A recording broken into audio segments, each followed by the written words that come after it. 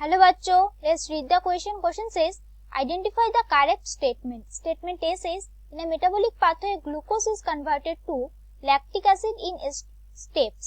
Statement B says in a DNA molecule two strands of polynucleotides are parallel and complementary to each other. Statement C says the backbone of DNA is formed by sugar phosphate nucleotide chain. Statement D says in a cell living process is a constant effort to prevent falling into equilibrium. right? इस question के की concept क्या होगा? की concept में क्या आएगा? Number 1 is the metabolism.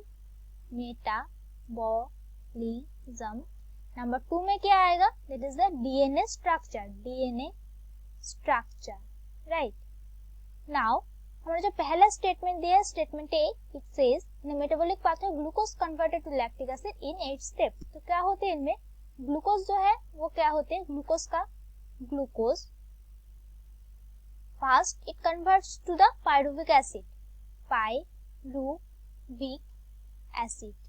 और ग्लूकोज को पायरुविक एसिड में जो कन्वर्शन होते हैं इनको हम ग्लाइकोलाइसिस बोलते हैं. इनमें 10 स्टेप्स होते हैं, 10 स्टेप्स, और इन टोटल जो होते हैं इनको हम क्या बोलते हैं? ग्लाइकोलाइसिस.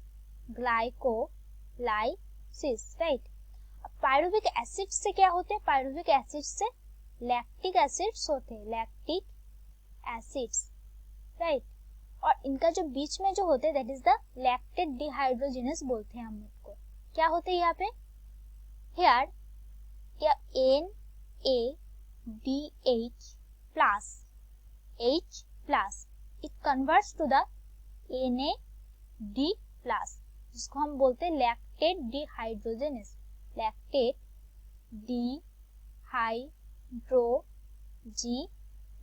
राइट. और ये क्या प्रोसेस होते हैं? It is a anaerobic process from pyruvic acid to the lactic acid. तो ग्लूकोज टू लैक्टिक एसिड कितना हो गया? Total step. So in the glycolysis there is 10 step plus pyruvic acid to lactic acid 1 step, that is total is 11 step, and the statement it is given that 8 step, right? So first statement is wrong statement. Now statement B says in a DNA molecule two strands of polynucleotides are parallel and complementary to each other. तो यहाँ पे क्या होता है कि DNA में जो दो polynucleotide chains होते हैं, that is here is one and suppose here is another. So इनका जो एंटी पैरेलल होते हैं, if it is 5 prime 3 prime, so it will be 3 prime 5 prime, right? So they are anti-parallel, not parallel. They are anti-parallel. That means anti-parallel, right? So they are anti-parallel. So B statement is the wrong statement, right? क्योंकि यहाँ पे दिया क्या है? Parallel होते हैं, लेकिन actual में क्या होते हैं कि एंटी-पैरेलल्स होते हैं. और जो यहाँ पे जो दिया है कंप्लीमेंट्री इज द राइट, क्योंकि वो कंप्लीमेंट्री होती है इसलिए उनके अंदर हाइड्रोजन बॉन्ड बनते हैं, right. So here because of this parallel this statement becomes wrong.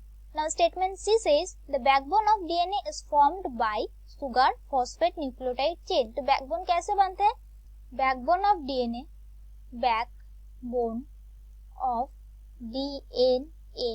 Is formed by कैसे बनते हैं? Sugar and phosphate. और हमारा जो स्टेटमेंट है, स्टेटमेंट में क्या दिया है? स्टेटमेंट में है phosphate nucleotide chain, right. So because of this phosphate nucleotide c statement is also wrong statement. Now statement d says in a cell living process is a constant effort to prevent falling into equilibrium. तो इनमें क्या होते हैं कि living state जो होते हैं, living state वो कैसे प्रेजेंट होते हैं? In the non equilibrium state. Non equilibrium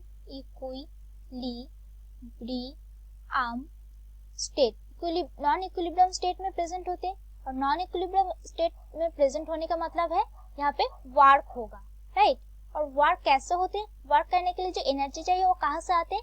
from, that is energy comes from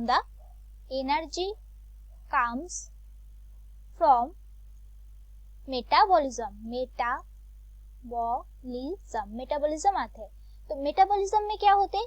proteins amino acid में कन्वर्ट होते हैं और फैट्स फैटी एसिड्स में होते हैं convert. So this are the examples of metabolism. और उनमें क्या होते हैं, एनर्जी रिलीज होते हैं जो कि वर्क में काम आते हैं, और वर्क हो रहा है बॉडी में, that means the body is in non equilibrium state. और नॉन इक्विलिब्रियम स्टेट मतलब ही क्या होते हैं, लिविंग स्टेट, राइट। तो यहाँ पे जो कांस्टेंट एफर्ट के बारे में बोल रहा है, that constant effort is the metabolism, metabolism, क्योंकि मेटाबॉलिज्म से क्या होते हैं, एनर्जी रिलीज होते हैं जो कि वर्क करने में काम आते हैं, right. So d is the correct statement. Now यहाँ पे क्या बोल रहा है, identify the correct statement. So our correct option will be d, right. So correct option is, correct